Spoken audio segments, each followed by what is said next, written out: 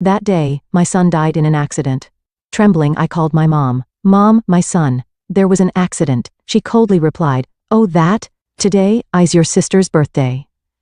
My sister laughed, snatching the phone. "Hey, don't ruin the mood, okay?" I silently hung up, but hours later they would regret it.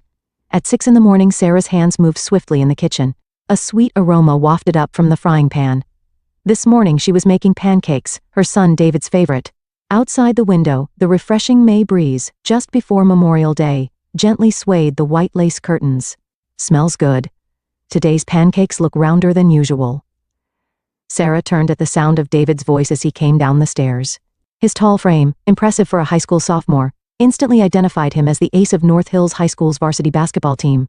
David settled onto the kitchen counter, loosening his uniform tie. The gesture was identical to that of his father, whom they had lost in an accident 16 years ago. While brewing Folger's coffee, Sarah gazed at her son's profile. He seemed to have matured so suddenly lately. "It's the semi-finals today, isn't it?"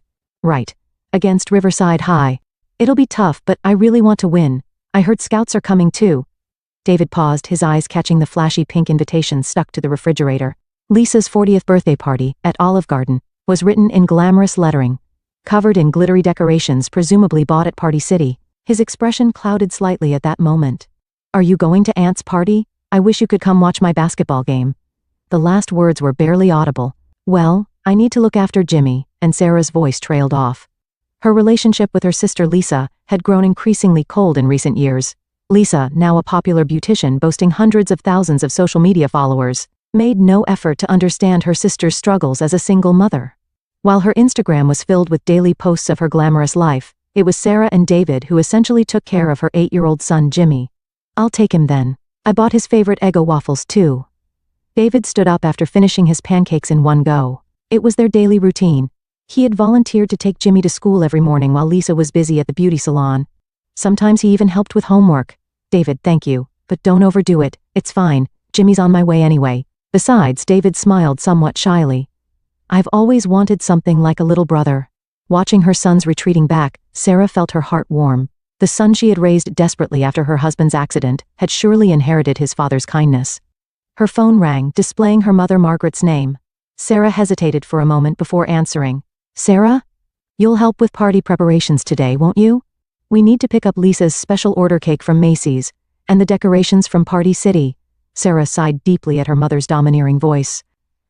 "I'm sorry, Mom. I have work." "Well, family should come before work, shouldn't it? It's Lisa's birthday. You need to think about your sister." Even in this context, Sarah painfully understood that Margaret's definition of family didn't include her and David. Since losing her husband, her mother's attitude had gradually changed. Her favoritism toward Lisa, the youngest, was now blatantly obvious. In the afternoon, while Sarah was organizing documents at the Ross Township real estate office, she received a message from David. "Going to buy Aunt's present with Jimmy. We'll be back in about 2 hours. Looking at perfume at Macy's." Lisa had replied to that message. "Just make sure you're not late to the party. It'll kill the mood. All my followers are waiting." At 5 p.m., David was holding a Macy's paper bag in Jimmy's small hand. He had rushed to go shopping still in his basketball uniform. "Do you think Mom will like it?" "Definitely. It's your mom's favorite brand. She posted about it on Instagram, remember?" David smiled kindly. The basketball game had ended in a close victory. The scouts' response had been positive, and the coach had shown a proud expression. Now he had successfully chosen a present with his nephew. All that was left was to shower and head to the party. "Oh, right. Jimmy, want to stop by the ice cream shop?" Jimmy's eyes lit up. But at that moment an unusual sound filled the air, the roar of an engine revving. Music blasting from speakers like an explosion. David instinctively looked toward the sound. A red sports car came careening into the parking lot, swerving out of control at high speed. Later, it would be revealed as a tragedy caused by young people's dangerous driving games. Jimmy stopped and stared in that direction. People around them screamed and scattered. "Jimmy!" David's voice rang out. The paper bag flew through the air. The sound of glass breaking, the sweet scent of expensive perfume briefly filled the air. The next moment, David's large body had pushed Jimmy away, shielding him. The small body rolled onto the grass. Someone screamed, police sirens. Amid the chaos, David managed a faint smile before losing consciousness, having confirmed Jimmy was safe. Sarah's phone rang again, this time from an unknown number. Though she was at work, she had an ominous feeling. "This is Pittsburgh police." The blood drained from her face at those words. A pen rolled off her desk. There's been an accident at Ross Park Mall. David Williams has been taken by ambulance. He's currently en route to UPMC Passavant Hospital emergency room. The words that followed seemed hazy, as if coming from far away. Only one phrase pierced her consciousness: critical condition. After hurriedly explaining the situation to her supervisor, Sarah's car sped through the quiet residential streets of Ross Township at an unusual speed. Even the few seconds waiting for traffic lights to turn green felt like an eternity. She passed police cars along the way. Ambulance sirens wailed in the distance. David, David. Her hands trembled on the steering wheel as she repeated his name like a prayer. At the hospital, a young resident doctor guided her to the operating room entrance. Bloodstains were visible on his white coat sleeve. Mrs. Williams, your son is currently in emergency surgery. His condition is critical. We wanted you to come as quickly as possible. David, my son, he'll be all right, won't he? There was no answer. The doctor lowered his eyes apologetically. The red lamp above the operating room glowed cold as blood. Sitting in the hard waiting room chair, Sarah picked up her phone. With trembling fingers, she dialed her mother's number. She misdialed several times. Mom, my son, there's been an accident. How much courage it took to speak those words. On the other end of the phone, loud pop music was playing. The sound of clinking glasses. Laughter. It's Lisa's birthday today. We were just about to open the champagne. The party's really getting going. Margaret's voice showed not a hint of concern. If anything, she seemed annoyed at the interruption. Hey, don't kill the mood. We're live streaming on social media, Lisa's voice, having grabbed the phone. In the background, someone shouted, Happy birthday, followed by cheers, the pop of a champagne cork, words of celebration, laughter, and the photographer's voice saying, Okay, pose. Sarah silently hung up. A deep silence fell. Only the ticking of the clock's second hand mercilessly marked time's passage. Outside, it had grown completely dark. The fluorescent lights in the hallway illuminated the space within surreal whiteness. Nurses checked on her several times. Do you need anything? But Sarah had no energy to respond. She just vaguely thought about the pancakes she had made that morning. Who could have known it would be their last breakfast together? The operating room light went out, and the door opened.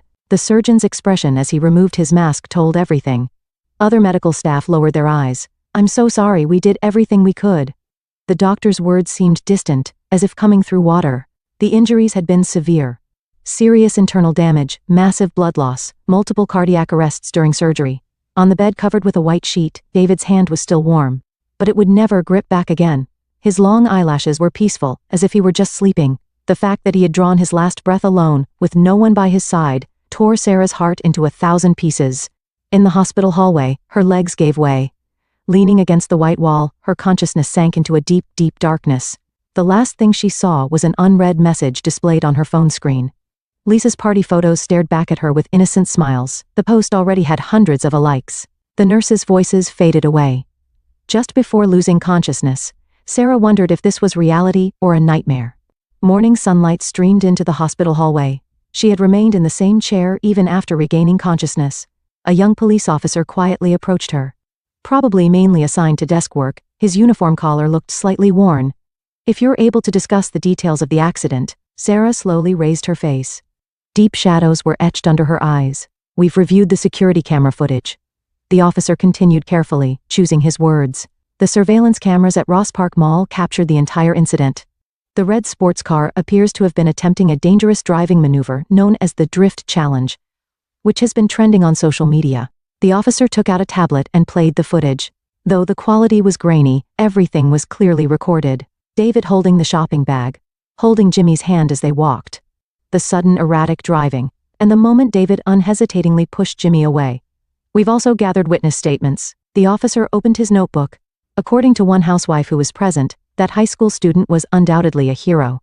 To protect that little boy, he gave his own life. His voice broke off. The officer seemed unable to contain his emotions.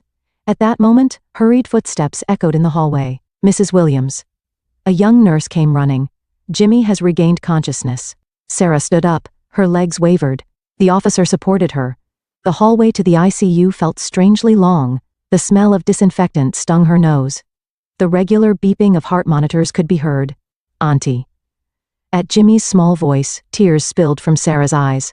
The small body lying in the bed, bandages wrapped around his forehead, and 4 in his left arm. But he was surely alive.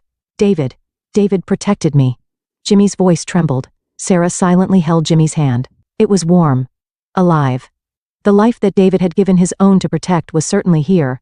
The attending physician approached, a middle-aged female doctor with tired eyes. Jimmy's injuries are fortunately minor. He should be able to leave the hospital in a few days. David's quick thinking. She cut herself off, showing an apologetic expression. Sarah's smartphone vibrated. A social media notification sound. She instinctively looked at the screen. The post time was 5 p.m. yesterday, the exact moment David had the accident. The photo showed Margaret and Lisa smiling, raising champagne glasses. In the background, the words, "Happy 40th birthday." A decorated cake, the atmosphere of an upscale restaurant. The comment section was filled with congratulatory messages, the real world and the world of social media. The cruel contrast made Sarah's chest tighten. The nurse quietly informed her, "Your mother and Lisa have called several times." Sarah shook her head. She wasn't ready to see them yet. David's phone was returned by the police. On the lock screen remained the last message he had typed. "Mom, I'll make it back in time for Aunt Lisa's party. Hope she likes the perfume we picked out." That pure thoughtfulness sparked a determination in Sarah's heart. This was not the end, it was a beginning. The morning newspaper that the nurse gently handed over bore the headline, "Ross Park Mall Tragic Hero." Next to it was a photo of David in his North Hills High School basketball uniform. He was smiling broadly, arms around his teammates' shoulders. 3 days later, it was time for Jimmy's discharge. Sunlight through the window gently illuminated the white walls of the hospital room. Jimmy sat on the bed, spooning hospital gel. The bandage on his forehead had been removed, and the four had been taken out of his arm. Jimmy suddenly looked up at Sarah with a serious expression. "Can I talk about that day?" Sarah caught her breath. She knew this moment would come. Jimmy hadn't wanted to talk about the accident. The doctors had instructed not to push him, considering the psychological trauma. Yes, of course. Jimmy opened the smartphone that had been sitting on his lap. Lisa's birthday party photos were displayed. At this time a chill ran down her spine. Post time 5 p.m. David and I were talking about going for ice cream. Because he won his game. Jimmy's voice was shaking. Then there was this loud noise, and David pushed me. His words trailed off. His small hands were trembling. Suddenly, hurried footsteps were heard from the hallway. Lisa burst into the hospital room. No makeup, disheveled hair, no trace of her usual perfect beautician appearance. I'm so sorry." Lisa fell to her knees, clinging to Jimmy. Behind her, Margaret slowly entered. Her usual intimidating presence was gone, leaving her seeming small and withdrawn. "Sarah," Margaret spoke as if squeezing out the words. What have we done?" "That's when it happened. Haven't you deleted that post yet?" Sarah's voice was cold as ice. "What?" "The party photos. That post from the exact moment my son was losing his life." The air in the room froze. Lisa stumbled over her words. "Were you too busy performing a perfect life for your social media followers? Was the sound of popping champagne more important than the news that my son was fighting for his life?" Sarah's voice gradually rose. "David thought of you until the very end. He even bought a present." She took out the broken perfume bottle from her bag. A faint scent lingered. "But you all." Lisa suddenly stood up. "No, I'm suffering too." Her voice was almost a scream. "I have to be the perfect mom, the perfect beautician. I can't disappoint my followers. Always worried about what others think." Tears spilled out. "I couldn't even properly take care of Jimmy, but I didn't want to admit it. I didn't want to show any weakness. So Margaret placed a hand on her daughter's shoulder. "It's my responsibility." Her mother's voice was softer than ever before. "I spoiled Lisa too much. I neglected Sarah and David. I couldn't support my daughter who had lost her husband. Everything is this mother's." Sarah stopped Margaret as she tried to bow down in apology. "That's enough." A quiet voice. "I can't forgive everything." But she looked out the window. The clear blue sky. The same sky David had seen last. "But for Jimmy's sake, we need to maintain our relationship." That's what David would have wanted," Jimmy said in a small voice.